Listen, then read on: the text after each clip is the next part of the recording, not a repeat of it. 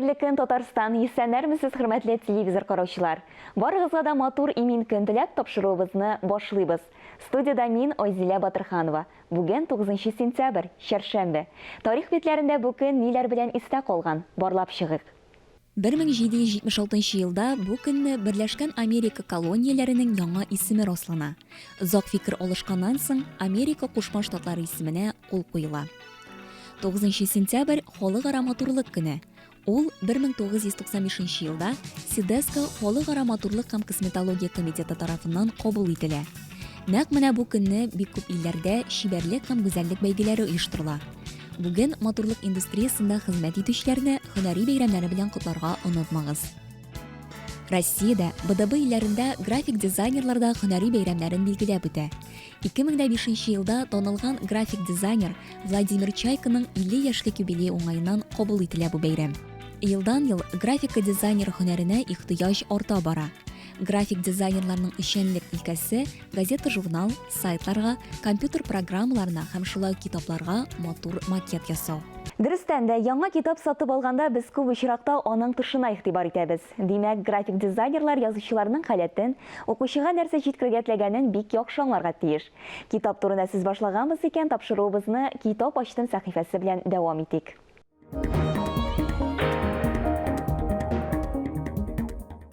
Мен менә шушы китапның Солтан Абый Шәмсинең Юаныч дигән китапның редакторы булам. Әлеге китапта авторның безнең монда язучы Солтан Шәмсинең әлеге китабында аның проза жанрындагы әсәрләре бирелгән монда. Аның ике бәяне һәм тирән психологик сурәтләүгә нигезләнгән аның хикәяләре бирелгән, тупланган һәм монда язучының күңел дөньясының ихлас рәвештә менә тирән кичерешләр аша ачып бирә торган эссе жанрындагы әсәрләр тупланган. Чикләү төше дигән әсәрдә Фаяз һәм Рәмзия мәхәббәте сурәтләнә. Алар шушы тукталышта кавышалар. Аларны авыл башындагы тукталыш кавыштыра. Шушында аларның мәхәббәтләре камынып китә. Бер көнне Фаязга повестка килеп төшә армиягә китәргә. Һәм кыз инде нишләргә дә белми, егет тә аптырашта кала. Кыз әйтә, мин көтәрмен, син ди ышан ди, мин көтәчәкмен ди. Һәм китә армиягә. Шуннан соң алар ул нигә ялга кайта бит инде егет хәзер Фаяз монда. Ялга кайта, инде монда егет башкага өйләнә. Башка кызга өйләнә һәм Рәмзия инде монда аларны тәрәзәдән күреп тә кала. Аха ди, култыклашып үтеп тә киттеләр инде хәзер монда. Минең Рәмзияның тәрәзә төбеннән карап кала бит инде монда хәзер бик нык күңеле кайта инде монда хәзер Рәмзияның Фаяздан инде. Шуннан ул эшкә чума. Башы белән эшкә чума. Мин ди, югалып калмыйм ди, барыбер ди, тырышып эшли башлый инде. Үзенең максатларына ирешергә инде монда хәзер Фаяз инде аңлый, аннары соң ялгышлык эшләгәнен, зрә үпкәләдем ди, юкка үпкәләдем ди Рәмзиягә ди. Шуннан инде булар хат килеп төшә. Солтан абыйның әлеге китабы әйтергә кирәк, укучы өчен бик кызыклы дип ышанып калам инде мин. Үземә бик ошады. Бик шундый җыйнак, төзек җөмләләр. Солтан абый гомумән ул минем иң яраткан авторларымның, иң тәрбияле, иң итәгатьле, иң пунктуаль авторларымның берсе, һәм аның әсәрләрендә дә әлеге тәрбиялелек, итәгатьлелек инде аның әсәрләрендә дә ул чагыла, күренәчәк. Хөрмәтле тамашачылар, бүген студиябыз кунагы тарих фәннәре докторы, профессор Ринат Нәбиев. Ринат әфәнде, исәнмесез? Исәнмез. Сезне шушы студиябызда күрүебезгә без бик шатбыз.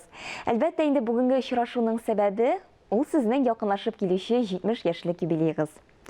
Ринат әфәнде, сез инде тарихчы буларак, әлбәттә, вакыт төшенчәсенең никадәр кыйммәтле, кадерле икәнен аңлыйсыз.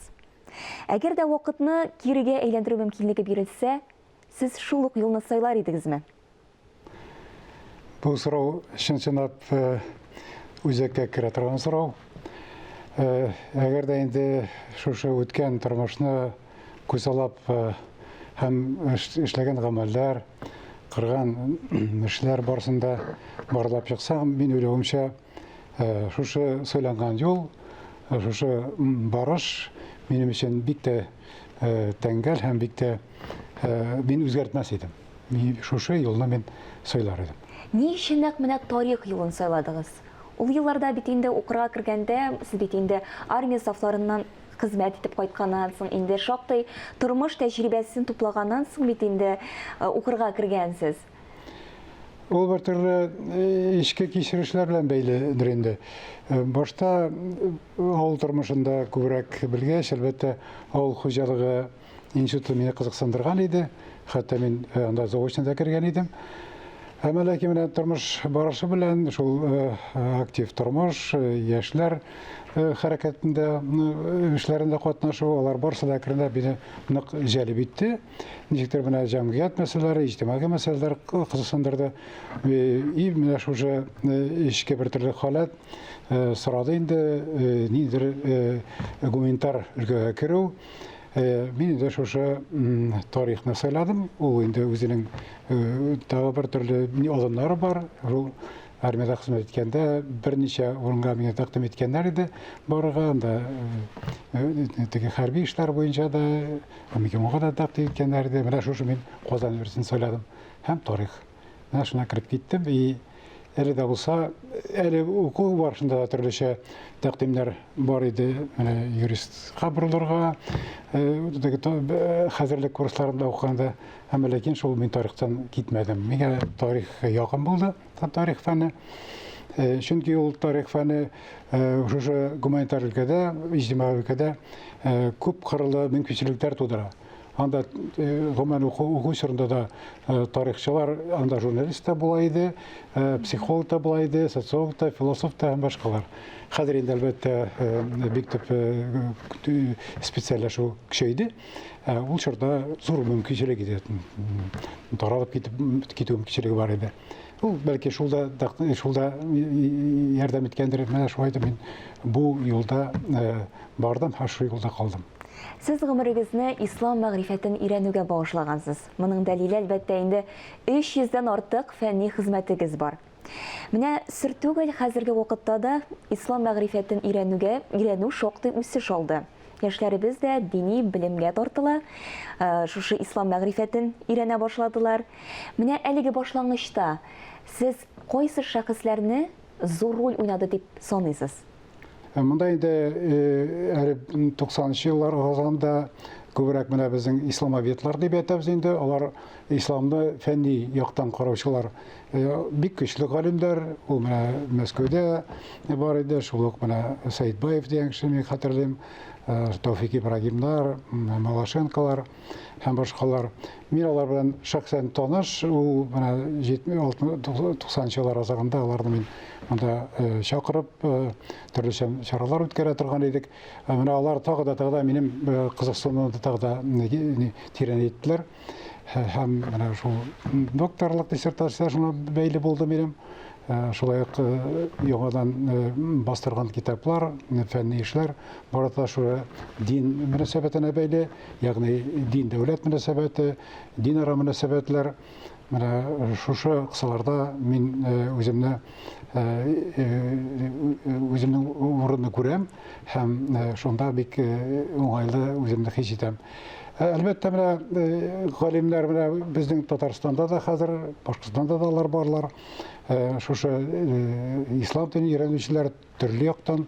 Әлбәттә, мин әйтер идем, монда ислам университеты безнең төзүдә яхшы булды. Безнең башлап бирүчеләр булды. Ул заманда дәүләт кысаларында эшләгәндә Дин эшләре советы рәисе иде мин анда, ул чорда. Менә анда да бик яхшы галимнәр үсеп киләләр. Хәзер университетта, менә федераль университетта бар теология бүлеге, ислам теологиясе бүлеге дә ачылды. Анда да хәзер яшьләр әзерләнә. Мин инде әлбәттә куанам, чөнки анда өйрәнү фасыллары, өйрәнү юнәлешләре бик тирәнтен, бик яхшы, галимнәр көчле. Мин уйлыймча, киләчәктә бу фән, бу юнәлеш шушы дин өйрәнү минемчә көчле барачак. Болгар мәркәзендә урнашкан Ислам академиясе дөрес кыйблада дип саныйсыз, әйеме? Менә ул Болгар Ислам академиясе аны оештыру ул көн таләпләренә бик тә туры килә. Чөнки менә Ислам институты оешкан иде, Ислам университеты дип аталды ул башта. Анда да бик тә яхшы нигезләр салынды. Менә ул шуны дәвам итү кысаларында барлыкка килгән бу Болгар Ислам академиясе ул чынлап безнең традицияларны, менә илаһият традицияларын кире кайтаруда үзенең ролен үтәргә тиеш. Менә соңгы көннәрдә генә мине чакырдылар шушы кабул итү комиссиясенә. Шунда мин эшләдем, 12 кеше кабул иттек магистратурага. Ул яңа күренеш, менә шушы ул дини юнәлештә генә иде Болгар Ислам академиясе, дипломнар бирелә иде шушы кысаларда гына, ягъни Болгар Ислам академиясенә. Менә быелдан башлап шушы дөньяви күзлектән, ягъни дәүләти диплом бирә торган магистратура менә ачтылар. Димәк, менә без инде ул мәсьәләне күтәргән идек 90-нчы еллар азагында ук, менә Ислам университеты төзегәндә бик кыны бәрәшләр булган иде, чөнки төрле карашлар булды. Дини генә булырга тиеш Ислам институты, ягъни дөньяви күзлектән оештырылган булырга тиеш. Менә ике караш бәрәште, менә без үзебез инде дөньяви күзлектән булырга тиеш дигән, шуның хукуки нигездә булырга тиеш дигән карашта идек. Безнең бик тә тергәүчеләр дә күп иде. Шулай да без аны саклап кала алдык. Монда беренче президентыбыз Митер Шәрипович та бу безне яклап чыкты, без аңа шундый таба алдык бер төрле компромисс формасында. Шулай итеп ул шушы 15-18 еллар элек менә шушы юнәлештә үзеп киткән иде. Менә тормыш үзе куып җитте. 15-нче елда менә илаһият белеме, ягъни теология, ул дәүләти фәнни специалистка әверелде. Ринат әфәнде, күптән түгел милләт җыены узды. Татарларның үсеш стратегиясе кабул ителде.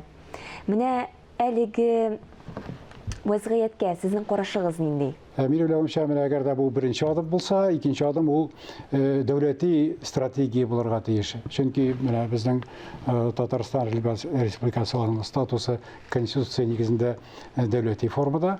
Димәк, менә Берләшкән Милләтләр Оешмасы да халыкларны саклау турында сөйли.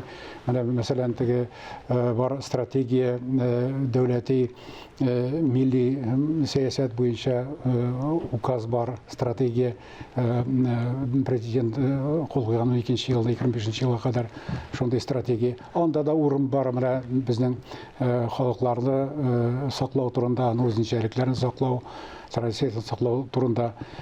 Димәк, менә шуларга таянып, без дәүләти бер программа, дәүләти стратегия булырга тиешбез. Әгәр дә шулай да булмаса, ул бүгенге көнгә генә бәйле, ниндидер вакытлы гына бер төрле куерту сымак кына булып калу ихтимал бу стратегиядә. Шуңа күрә аны шуңардан чыгып, яңадан дәвам итәргә кирәк. Моның белән тукталып калсак, минемчә, безнең милләтнең киләчәге бик тә хәвефле. Ринат әфәнде, инде кабаттан сезнең яшәү кыйммәтләренә әйләнеп кайтыйк. Кеше яши фәлсәфәчегә әйләнә диләр. Менә сезнең дә яза башлый. Тормышка карата булган фәлсәфәгезне тыңлап узасы килә. Әлбәттә, адәм баласы бу дөньяга ялгыш кына килеп чыкмый, ялгыш кына килми. Ана ниндидер бер төрле салда эченә бер төрле этик юллар, планнар дигәндәй, безнең дин күзлекләренә караганда, менә язмыш бар, тәкъдир бар. Ул бер юнәлештә әйтәләр, барысы да Алла тарафыннан әйтелгән, күрсәтелгән. Икенче карашлар әйтә, только кеше үзенең максатларын үзе ихтиярын белән эш итә дигән фикердә бар. Шуларның уртасы инде ул, әлбәттә, дөньяга үзенең теләкләрне, үзеңдә эчендә булган, ниндидер янып торган, шундый итеп торган көчләрне тормышка кертеп җибәрергә, ягъни бер төрле тормышка ашыру кирәк. Менә минем дә күрәсең, иштә шундый кеше булгандыр инде. Мин менә Казанга килеп, Казанда үземнең теләкләремне, максатларымны тормышка ашырга теләдем. Әлбәттә, күп көч салырга кирәк аның өчен. Мин Казанга килеп, Казанда тормыш итү белән бик бәхетле. Минем монда матур семьям да бар, дусларым да бар, үзем яраткан эшем да бар. Һәм күп кенә эшләгән эшләрем дә бар. Мин шуңа күрә әйтер идем, бу тормышта шушы халык традицияларына тирәнтен салынган шундый кыйммәтләрне, семья кыйммәтләрен, гаилә кыйммәтләрен барысын да үзеңгә сеңдереп, шуларны тормышка ашырасың икән. Кешегә мөнәсәбәтләр, өлкәнгә мөнәсәбәт, яшьләргә мөнәсәбәт, чын-чынлап бәхетле була аласың. Менә мин үзем университетта, ислам университетында укыттым, федераль университетта укыттым мин, бик теләп, әлбәттә, мин сөннәтләрне бик тә яратам. Мин инде күреп торам, аларны алдап булмый, әгәр дә син яратмасаң, әгәр күңелеңдә булмый икән, алар сине кабул итми. Инде менә сизеп торам, тоеп торам, алар мине ярата, шуның белән мин бәхетле дә. Шундый саулы фикерләрегез өчен зур рәхмәт сезгә, Ринат әфәнде. Инде чынлап та ислам үсеше өчен җан атып, илебез мөселманнарына файдасына куйган хезмәтегез, әлбәттә инде Раббыбыз тарафыннан әҗер савапларын бирсен инде сезгә. Рәхмәт сезгә.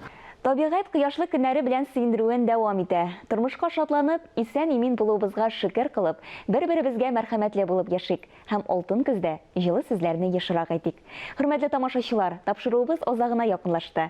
Мин Айзилә Батырханова һәм тапшыруыбызның иҗат төркеме сезнең белән иртәгәгә кадәр саубуллашабыз.